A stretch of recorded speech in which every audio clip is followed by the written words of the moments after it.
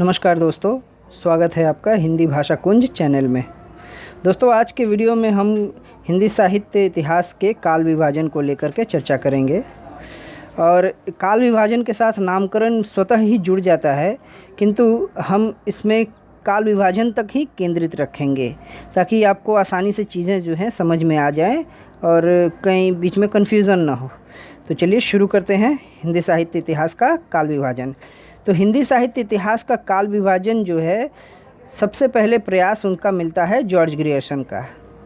इससे पहले के जो दो इतिहास ग्रंथ हैं, एक गारसद तासी का है इस्तवार दलाल लिटरेचर हिंदुस्तानी, और दूसरा जो है शिव सिंह सेंगर का शिव सिंह सरोज।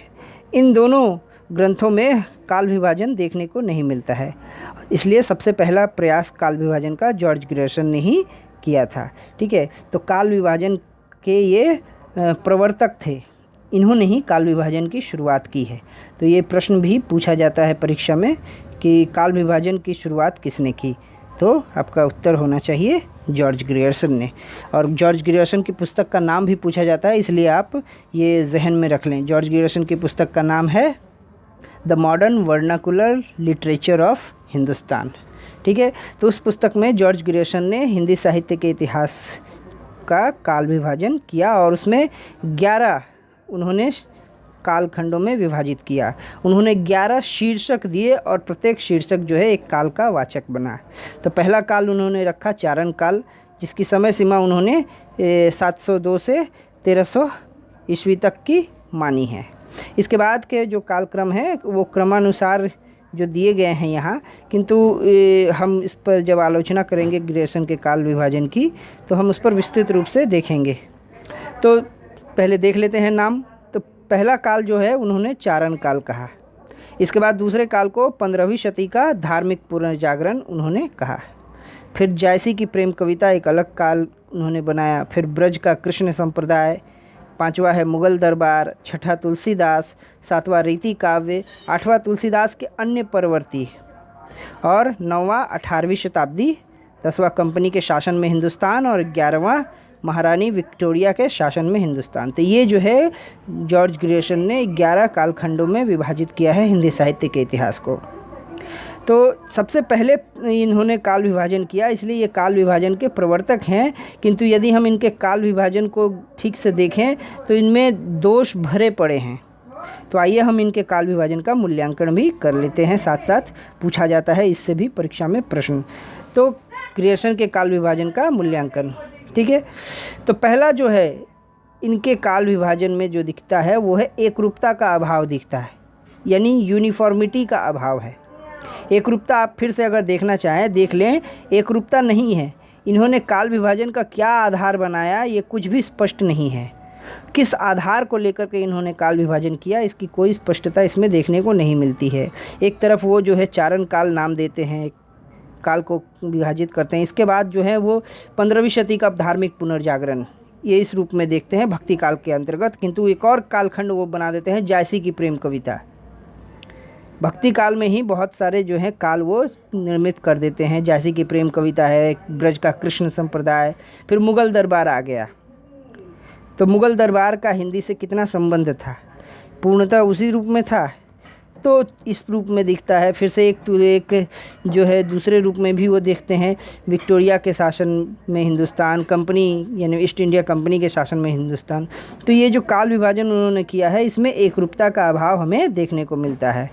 ठीक है, अगला जो उनके काल विभाजन का दोष हमें देखने को मिलता है उसमें असंगत काल विभाजन वो करते हैं, यानी एक संगतता नहीं है उनके काल विभाजन में। यानी काल विभाजन जो है वो जैसे तैसे जो है कवियों को केंद्रित करके मुख्यतः, या फिर किसी विशेष महत्वपूर्ण व्यक्तित्व, राजनीतिक व्यक्तित्व को केंद्रित करके भी वो काल विभाजन कर देते हैं। कवियों को केंद्रित करते हैं तो जायसी को ले लेते हैं, तुलसीदास को ले लेते हैं। इसी तरह से जो है विक्टोरिया है, विक्टोरिया को आधार बना रहे हैं, फिर ईस्ट इंडिया कंपनी को आधार बना रहे हैं। तो इनके काल विभाजन में सुसंगतता का अभाव है, असंगत काल विभाजन है। तीसरा जो दोष है ग्रियर्सन के काल विभाजन का वो है कि इनके काल विभाजन से साहित्यिक प्रवृत्ति का बोध नहीं होता है। यानी साहित्य की जो प्रवृत्तियाँ होती हैं, साहित्य की विशेषताएं होती हैं जो वो विशेषताएं इनमें दृष्टिगोचर नहीं होती हैं। इनके काल विभाजन से ये पता नहीं चलता कि किस प्रवृत्ति को ये प्रमुखता दे रहे हैं। यहाँ कोई भी प्रवृत्ति नहीं दिखाई पड़ती है, बस एक जगह सिर्फ रीति काव्य जो नाम उन्होंने दिया है 7वां कालखंड, तो वहाँ सिर्फ इसको देखते हैं हम, किंतु ये पूरे काल विभाजन में इसका अभाव हमें देखने को मिलता है। चारण काल जो है, जो इन्होंने समय सीमा प्रारंभ की है 702 ईस्वी, तो उस वक्त चारण काल का कोई मिलता ही नहीं है उल्लेख। चारणों के काव्यों का उल्लेख मिलता है या चारणों के काव्य मिलने शुरू होते हैं वो 10वीं शताब्दी के बाद से। तो किस आधार पर उन्होंने इसको चारण काल कह दिया, ये ग्रियर्सन जी ही जानते हैं। ठीक है, तो इस तरह से हम क्या देखते हैं कि साहित्यिक प्रवृत्ति का अभाव ग्रियर्सन के काल विभाजन में हमें दिखाई देता है। ठीक है, अगली जो बात है ग्रियर्सन के काल विभाजन का दोष, वो है साहित्य की विकास यात्रा के बोध का अभाव। यानी साहित्य किस तरह से विकास यात्रा, उसका विकास जो है, विकास की यात्रा किस दिशा की ओर बढ़ी है, किस तरह से विकसित हो रही है, इसका पूरी तरह से अभाव हमें देखने को मिलता है। आप फिर से देख लीजिए उनके काल विभाजन को। यहाँ हमें इस काल विभाजन को देखकर बिल्कुल भी अनुमान नहीं होता है कि हिंदी साहित्य का विकास किस दिशा में हुआ, किस ओर हुआ। तो ग्रियर्सन के काल विभाजन में ये दोष हमें देखने को मिलते हैं। ठीक है, अब जॉर्ज ग्रियर्सन के बाद अगला जो काल विभाजन का प्रयास जो महत्वपूर्ण है वो है मिस्र बंधुओं का। मिस्र बंधुओं का ग्रंथ है मिस्र बंधु विनोद। वो मिस्र बंधु में तीन सगे भाई थे, गणेश बिहारी मिश्र, श्याम बिहारी मिश्र और शुकदेव बिहारी मिश्र। इन तीनों भाइयों ने मिलकर एक ग्रंथ की रचना की जिसका नाम है मिस्र बंधु विनोद, जिसके 4 खंड हैं। ठीक है, तो इसमें जो है काल विभाजन किया। और अगर हम देखें तो मिस्र बंधुओं का जो काल विभाजन है वो जॉर्ज ग्रियर्सन के काल विभाजन से कहीं अधिक विकसित है, तो उसकी चर्चा हम बाद में करेंगे। पहले हम देख लेते हैं इन्होंने किस तरह से काल विभाजन किया है।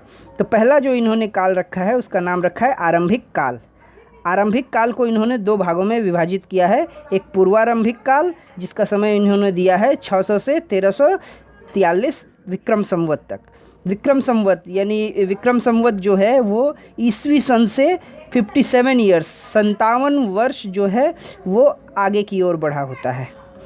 यानी विक्रम संवत में से अगर 57 माइनस कर देंगे तो हमारा जो इंग्लिश कैलेंडर का जो डेट्स है, ईयर्स जिस तरह से हम लोग काउंट करते हैं, वो आपका निकल आएगा। ठीक है, तो 57 वर्ष।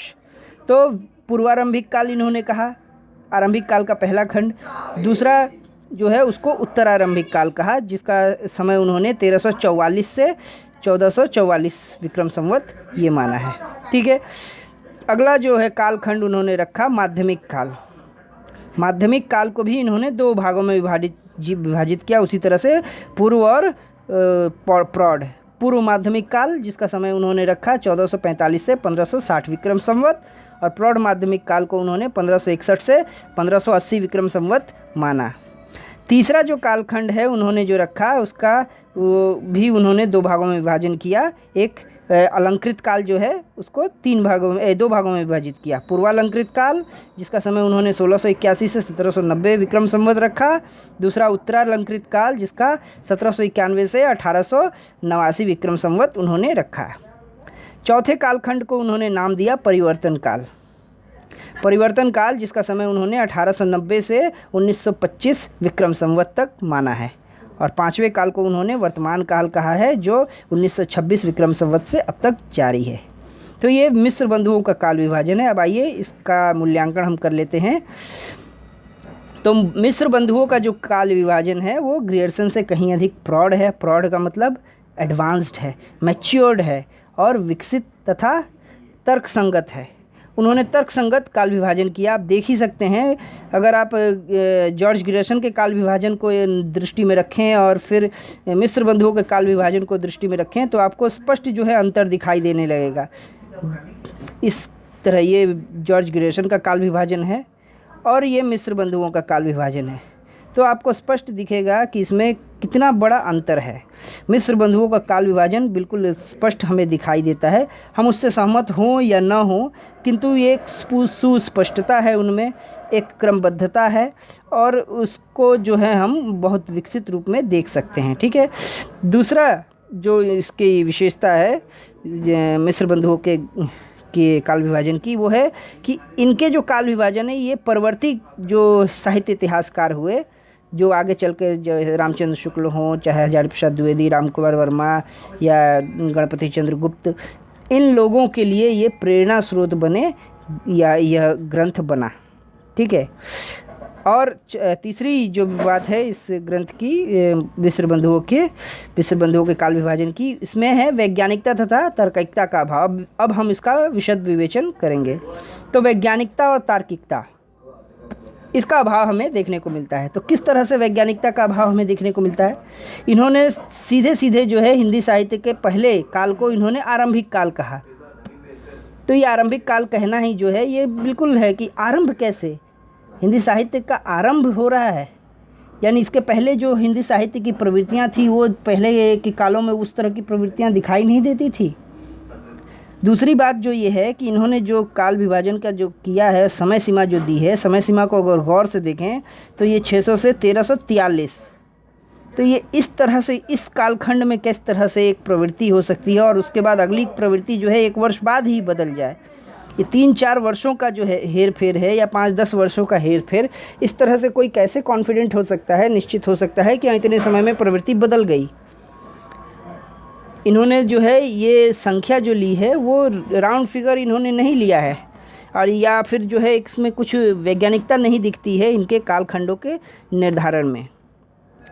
ठीक है, तो इनके वैज्ञानिकता का अभाव हमें देखने को मिलता है। और दूसरा तार्किकता का अभाव को अगर हम देखें, इसको ध्यान में रखें तो देखें, पहले जो है 3 कालों को इन्होंने विभाजित किया है, उसको 2-2 खंडों में विभाजित कर दिया, किंतु आगे जो 2 काल उन्होंने वर्णन किए हैं, 2 काल बताए हैं, परिवर्तन काल, माफ़ कीजिएगा यहाँ परावर्तन काल लिखा हुआ है, ये परावर्तन नहीं परिवर्तन होगा। तो परिवर्तन काल और वर्तमान काल, ये जो खंड किए हैं इसके इन्होंने फिर खंड नहीं किए हैं, तो ये सुसंगत नहीं है, तार्किक नहीं है। इस तरह से वो पहले ही इस रूप में काल विभाजन करते हैं और आगे चलकर वो पैटर्न बदल देते हैं। तो ये चीज़ जो है दिखती है मिस्र बंधुओं के काल विभाजन में। और एक अब जो और बात है मिस्र बंधुओं के काल विभाजन में गौर करने लायक, वो ये है कि अपभ्रंश काव्य को इन्होंने हिंदी साहित्य में शामिल करना जो है ये कर लिया है इन्होंने, जो कि अनुचित है। क्योंकि जो देखिए ये इसका आरंभिक काल का जो पूर्वारंभिक काल जो उन्होंने दिया है 600 से 1343 ईस्वी तक, तो 1200 के पहले अगर देखा जाए, 1200 के पहले जो है वो अपभ्रंश काव्य की प्रधानता है। 10वीं शताब्दी के बाद से जो है अपभ्रंश से मुक्त हिंदी का प्रभाव दिखाई देने लगता है, उसमें अपभ्रंश का प्रभाव बहुत कम हो जाता है, किंतु 10वीं शताब्दी के पूर्व तो पूरी तरह से अपभ्रंश काव्य है। तो ये 600 ईस्वी से कैसे मान सकते हैं इसका आरंभ? इसलिए जो है ये अपभ्रंश काव्य को भी हिंदी साहित्य में शामिल कर लेते हैं, जो कि अनुचित है। तो ये इनके काल विभाजन का एक दोष है कि इतना पहले से वो मान लेते हैं 600 ईस्वी से। ठीक है, जबकि मूलतः मोटे तौर पर आज हम मानते हैं जो है 10वीं शताब्दी के बाद से हिंदी साहित्य का हम आरंभ मानते हैं। ठीक है, तो ये मिस्र बंधुओं के काल विभाजन का दोष हो गया। अब अगला आइए हम देख लेते हैं काल विभाजन आचार्य रामचंद्र शुक्ल का काल विभाजन। आचार्य रामचंद्र शुक्ल का काल विभाजन जो है सरल एवं सर्वमान्य है। सर्वमान्य ये अब भी बना है, पहले सर्वमान्य नहीं था। जब इन्होंने अपना ग्रंथ लिखा हिंदी साहित्य का इतिहास, जो कि 1929 में प्रकाशित हुआ था, हिंदी शब्द सागर जो एक डिक्शनरी थी, नागरी प्रचारणी सभा द्वारा प्रकाशित हो रही थी, उस डिक्शनरी का, उस शब्दकोश की भूमिका के रूप में उन्होंने 1929 में हिंदी साहित्य का इतिहास लिखा था। ठीक है, तो उस समय जब उन्होंने जो काल विभाजन दिया, तो बाद के जो साहित्य इतिहासकार हुए वे सहमत नहीं हुए इससे, बोले कि आपने किया है, अब हम भी अपना काल विभाजन करके देख लेते हैं। तो बाकी लोगों ने भी आगे चल के काल विभाजन प्रस्तुत किया, लेकिन जब फिर उन सबके ऊपर विचार हुआ तो विचार करने के बाद सबने ये मान लिया कि नहीं, आचार्य शुक्ल ने जो काल विभाजन किया है वही सबसे उचित है, सबसे ठीक है। ठीक है, शुरुआत में नहीं मान रहे थे लोग, लेकिन जब खुद से प्रयास किए और असफल हो गए और जब उनके काल विभाजन में बहुत सारे दोष दिखाई देने लगे तो उन्होंने सब सर्वसम्मति से मान लिया आचार्य शुक्ल के काल विभाजन को। तो आचार्य शुक्ल का जो काल विभाजन है वो सबसे सटीक और जो है तर्कसंगत काल विभाजन उन्होंने दिया है। तो उनके काल विभाजन को देख लेते हैं। आदि काल, पहला काल जो है उसको आदि काल इन्होंने बाद में कहा, पहले नहीं कहा। पहले जो उन्होंने ये जो ब्रैकेट में जो नाम दिए गए हैं उन्होंने हिंदी साहित्य के काल को ये नाम दिए थे। जैसे वीरगाथा काल, आदि काल को उन्होंने वीरगाथा काल कहा, लेकिन बाद में जब विद्वानों ने कहा कि ये नाम भ्रामक है तो उनका जो स्वतंत्र पुस्तक उनकी प्रकाशित हुई थी 1940 ईस्वी में, यानी हिंदी साहित्य का इतिहास जो 1929 ईस्वी में उन्होंने हिंदी शब्द सागर की भूमिका के रूप में लिखा था, वो जब स्वतंत्र रूप से एक पुस्तक के रूप में प्रकाशित हुई तब उन्होंने वीरगाथा काल के स्थान पर आदिकाल नाम को ग्रहण कर लिया, उन्होंने आदिकाल नाम दिया। ठीक है, जिसका समय उन्होंने रखा है 1050 संवत से 1375 संवत तक। ठीक है, तो ये है। उसके बाद दूसरा जो है काल उसको उन्होंने पूर्व मध्यकाल अर्थात भक्ति काल की संज्ञा दी है। तो इसका समय उन्होंने 1375 से 1700 संवत तक माना है। इसके बाद उत्तर मध्यकाल जिसको वो रीतिकाल कहते हैं, संवत 1700 से 1900 संवत तक उन्होंने इसकी समय सीमा मानी है। और चौथे काल को आधुनिक काल जिसको उन्होंने गद्य काल कहा था, उसकी समय सीमा 1900 संवत से लेकर के अब तक जारी है ये। ठीक है, तो ये आचार्य शुक्ल का काल विभाजन है। तो अब इस काल विभाजन का हम थोड़ा मूल्यांकन कर लेते हैं, प्रश्न इससे भी आते हैं परीक्षा में। तो पहला तो यह बात हमें ध्यान में रखनी है कि आचार्य शुक्ल का काल विभाजन जो है वो प्रौढ़ एवं सर्वसम्मत काल विभाजन है। ठीक है, पूछा जाता है कि किसका काल विभाजन जो है सर्वसम्मत माना जाता है, किसका काल विभाजन सबसे प्रौढ़ है, तो आचार्य शुक्ल का। दूसरी जो बात है कि आचार्य शुक्ल ने क्या किया, अपभ्रंश साहित्य को हिंदी साहित्य से अलग कर दिया। अपभ्रंश साहित्य को हिंदी साहित्य से, यानी जो इन्होंने 1050 संवत से शुरुआत मानी है, तो इन्होंने स्वतः ही अपभ्रंश के साहित्य को अलग कर दिया। 1050 के बाद से जो है हिंदी का जो साहित्य है उसमें भी अपभ्रंश का प्रभाव हमें दिखता है, किंतु प्रभाव दिखता है, अपभ्रंश नहीं है वो। अपभ्रंश जो है, अपभ्रंश ने हिंदी को अपना लगभग 80% अंश दिया है, तो प्रभाव तो उस पर रहेगा ही। लेकिन 10वीं शताब्दी से जो है हिंदी अपभ्रंश के प्रभाव से मुक्त होने लगी थी, इसलिए उन्होंने 10वीं शताब्दी रखा है। ठीक है, तो ये प्रौढ़ है और सर्वसम्मत काल है, और इन्होंने इस काल में अपभ्रंश साहित्य को हिंदी साहित्य से अलग किया। तो ये एक उपलब्धि है आचार्य शुक्ल की।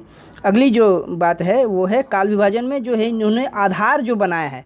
जैसे इसके पहले के जो काल विभाजन हुए हैं उनमें आपको आधार सुसंगत नहीं दिखेंगे, लेकिन आचार्य शुक्ल ने जो काल विभाजन का आधार बनाया वो काव्य प्रवृत्तियों को ध्यान में रखकर, एक विशेष कालखंड में जिस तरह की काव्य प्रवृत्तियां हैं उस काव्य प्रवृत्तियों को ध्यान में रखकर उन्होंने उस कालखंड को अलग किया और बाद में उसका नाम दिया। नामकरण के बारे में हम पढ़ेंगे अगली वीडियो में, माफ़ कीजिएगा अगली वीडियो में, तो अभी और भी पढ़ने हैं हमें आचार्य शुक्ल के बाद भी, तो हम लोग आगे पढ़ेंगे, शायद दूसरी वीडियो में पढ़ेंगे। तो काल विभाजन जो है इन्होंने काव्य प्रवृत्तियों को आधार बनाकर किया था, इसलिए इनका काल विभाजन जो है अत्यंत सुसंगत और वैज्ञानिक हो गया है। अगली विशेषता है आचार्य शुक्ल के काल विभाजन की, वो यही है कि वो वैज्ञानिक काल विभाजन है। उन्होंने पूरी तरह से ध्यान में रखा, हम इसको देख लेते हैं, काल विभाजन को फिर से देखिए। तो इन्होंने काल विभाजन में जो है पूरी तरह से वैज्ञानिकता बरती है, यानी उन्होंने अपभ्रंश साहित्य को हिंदी साहित्य से अलग किया। अपने आप में ये बहुत बड़ा काम था और बहुत ही मौलिक और बहुत ही ज़्यादा जो है पावरफुल काम उन्होंने, पहला स्टेप यही किया कि अपभ्रंश को हिंदी साहित्य से अलग किया। तो ये जो है अलग किया, तो अलग करने की समय सीमा जो इन्होंने रखी है लगभग यही है, इसके बाद जितने भी आप काल विभाजन देखेंगे उसमें मोटा मोटी जो है आचार्य शुक्ल का ही काल विभाजन है। उसी में थोड़ा सा 10-20 साल को इधर उधर करके लोगों ने अपना अपना काल विभाजन दिया है, इसलिए इसी को हम लोग आधार मानते हैं। आज सभी लोग आधार मानते हैं, तो इसमें वैज्ञानिकता दिखाई पड़ती है। और चूँकि भक्ति काल जो नामकरण उन्होंने दिया है, तो भक्ति काल का जो समय सीमा मानी है उसका जो है 1375 से 1700 संवत तक के बीच का ये समय है, ये भक्ति का मूल समय है। हालांकि कबीरदास जो है, कबीरदास का उद्भव जो है हमें 14वीं में दिखने को मिलता है, 14वीं शती में। लेकिन कबीर के पहले से हिंदी में जो है कुछ चीज़ें दिखाई देने लगी थी, प्रभाव आने लगा था भक्ति का। ठीक है, तो ये है जो है काल विभाजन उनका वैज्ञानिक है, इसमें हमें वैज्ञानिकता देखने को मिलती है। आधुनिक काल को गद्य काल कहना भी वैज्ञानिक दृष्टि का परिचय देता है, क्योंकि आधुनिक काल जो है उसमें ही गद्य का विकास होता है हिंदी में। ठीक है, तो आशा करता हूँ आपको ये वीडियो पसंद आया होगा। आज के लिए इतना ही, धन्यवाद।